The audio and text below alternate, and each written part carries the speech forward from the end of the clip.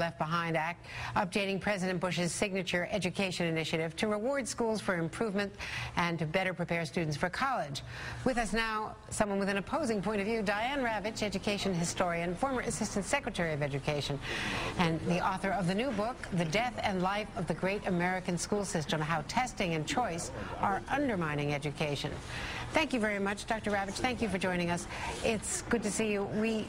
I was fascinated by your articles, by your new position on this. You've studied it, and you really think now that you were wrong initially, that we are being too punitive of teachers, and that students are being drilled in the basics, but are losing out on everything else. Explain more about how you think we've gone wrong. Right. Well, in my new book, The Death and Life of the Great American School System, I explain why I've changed my view about No Child Left Behind. I supported it 8 years ago, as did 90% of the Congress. Ted Kennedy was one of its big boosters.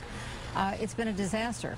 We have seen virtually no improvement on the very things that have been tested for 8 years. No improvement in reading, very small improvements in math. In the meanwhile, our kids are not learning history, civics, geography, the arts, literature, science, nothing else. And it's been ridiculous. I also don't think that President Obama is going in the right direction, but we can talk about that. Yeah, let's talk about that. Why do you think that he is not improving on No Child, and that, in fact, he is punishing teachers and basically going down the wrong track? I think he's going down the wrong track because he's still too tied to the punitive approach of No Child Left Behind. No Child Left Behind said that, first of all, label schools as failing, and most of the schools that get labeled failing are schools that have very low-performing kids who don't speak English, who grow up in poverty, and the schools are not necessarily failing, they're enrolling very low-performing students.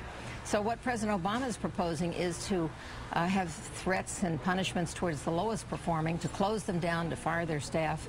And I think that it would be better if, instead of taking this punitive approach, he would have a program to have an inspection team go to each one of those schools and say, what is the problem? There's going to be a different problem for every school.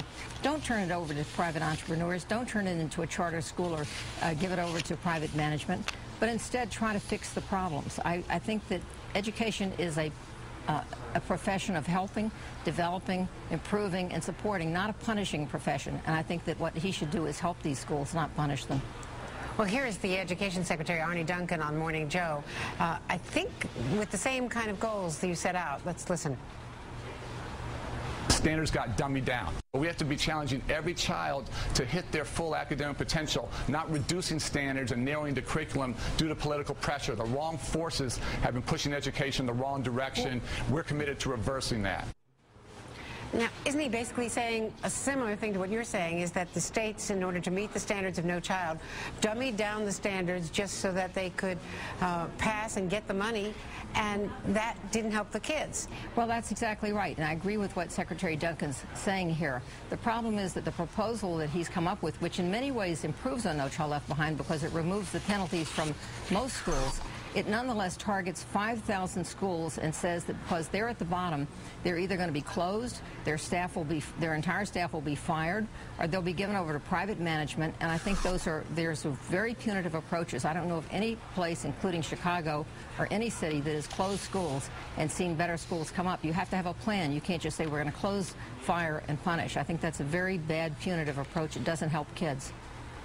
What about the charter schools? You've pointed out that charter schools are very, the responses on charter schools, the success rate is very varied depending on what kind of kids they get. They get some good marks because they tend to take children who speak English or who don't have the disabilities that others have, the challenges, educational challenges. So are charter schools the answer in some communities and not in others? Charter schools can sometimes be excellent and sometimes be terrible. Most of them are in the middle. On the whole, if you look at the national scores, which are the federal test, which just came out the other day, charter schools do not get better scores than regular public schools. So if we're trying to improve our education system, charters are nice, but they're a distraction. What we really need, and think about it, 3% of our kids are in charters. If we work really hard, we might have 6% in. But what we really need in this country is to improve the school system that enrolls 97% of our kids, and not to focus on these little answers that affect 1%, 2%, 3%. Diane Ravitch, thank you very much. Thank you. Continuing conversation on our education challenge.